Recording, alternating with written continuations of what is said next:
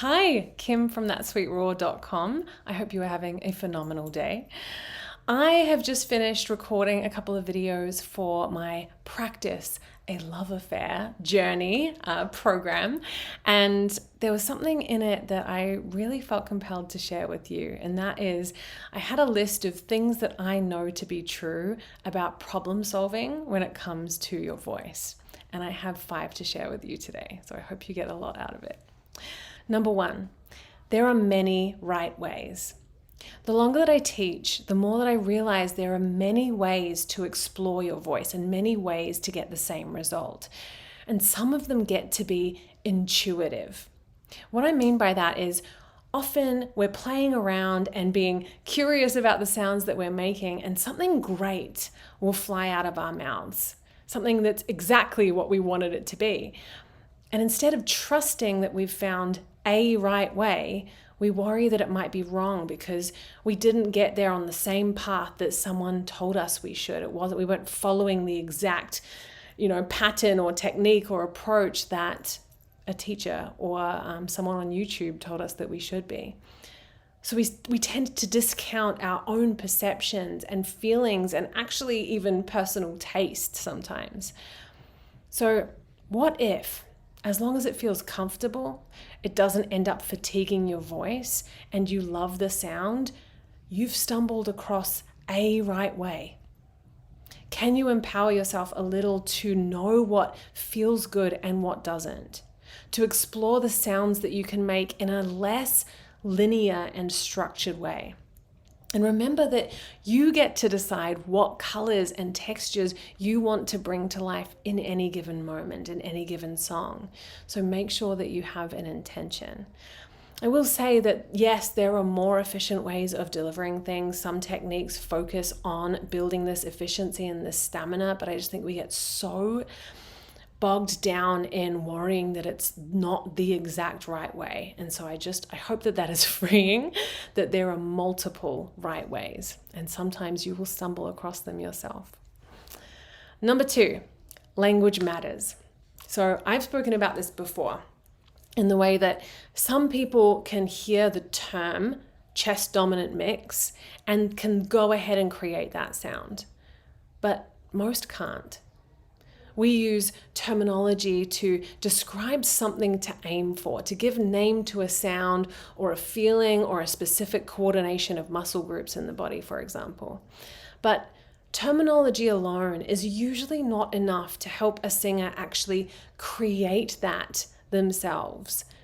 And I wish that someone had told me this when I was a young singer, because I would get so lost in all of the jargon. I understood intellectually what my teacher wanted me to do. I understood the sound that I was going for, but I had no idea how to actually create that with my body. And it was so soul destroying. So language matters. The way a process is described matters. And this is why I prefer teaching technical concepts by describing them in a much more human or organic or expressive way. Because I want you to get a sense for how to create something by actually experiencing it rather than intellectualizing it. And also the language you use when you describe how you hear voices and what it is that you want to create also matters. Number 3. Your preferred learning style matters. So some of us are visual learners, some are oral learners, and some are kinesthetic or more body-based learners. So asking a singer to visualize something in order to create a sound can work beautifully for visual learners, but maybe not for somebody who learns more orally by listening. Whereas an oral learner will get a lot out of listening and mimicking sounds and intently kind of deciphering what another singer is doing. But a kinesthetic learner might not be discerning in the same way.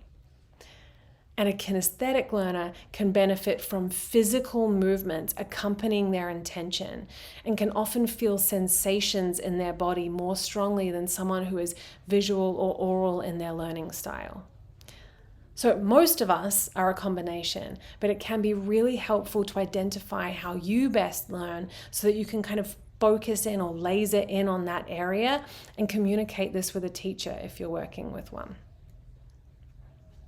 Number 4, the questions that you ask when you are practicing, when you are problem solving, are vital. Unfortunately, when we hear something that comes out of our mouths that isn't what we'd hoped, our inner perfectionist jumps to, ugh, what was that? And why can't you get that right? And sometimes even something like, don't you think that you should just give up? And none of those questions get us closer to the solution, to creating a sound that we would love, right? These questions instead will stop you in your tracks. They will amplify your self-doubt and sometimes cause you to walk away, sometimes for long periods of time. So we need to be asking questions that cause us to lean in closer, that invite us to lean in closer. So they're questions like, what is it specifically that I didn't like about that sound? Where was my focus, or what was I thinking right at the moment that I approached that note? Have I actually made a choice around what quality or color or texture I want here? And what emotion am I wanting to express here? And am I allowing that to come through? So these kinds of questions get you into a space of curiosity and ask you to start looking deeper and making intentional choices about your voice. Which leads me to the last one, number 5. Your ability to stay curious and compassionate are the skills that you will want to build most. And I have been hammering this home in Practice a Love Affair because it is so important.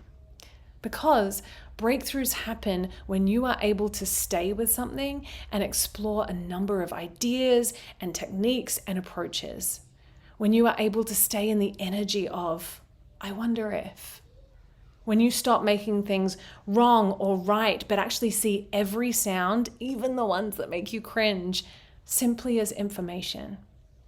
What is that result telling you? And it's certainly not telling you that you're wasting your time or you're never going to be able to sing this song. So I'm going to stop you right in your tracks there. It's telling you that something is getting in the way, getting in between you and the sound that you want to make. It's a puzzle that you get to solve, and you can definitely do this for yourself, or you can fast track it and ask for some help identifying what that could be. It's totally up to you. So, happy problem solving. I would love to hear how this video landed with you. If something triggered a light bulb moment for you, I hope that you found it incredibly supportive. As I said, there were a couple of things in there that I wish that someone had told me when I was a young singer and getting really frustrated in the practice room when I was trying to improve. I was trying to move the needle and it just wasn't happening for me. So I hope that these allowed you to breathe a sigh of relief and gave you permission to do things slightly differently, think about things slightly differently, ask for help in different ways. I hope you have a beautiful week. And as I said, I'd love to hear how it landed for you.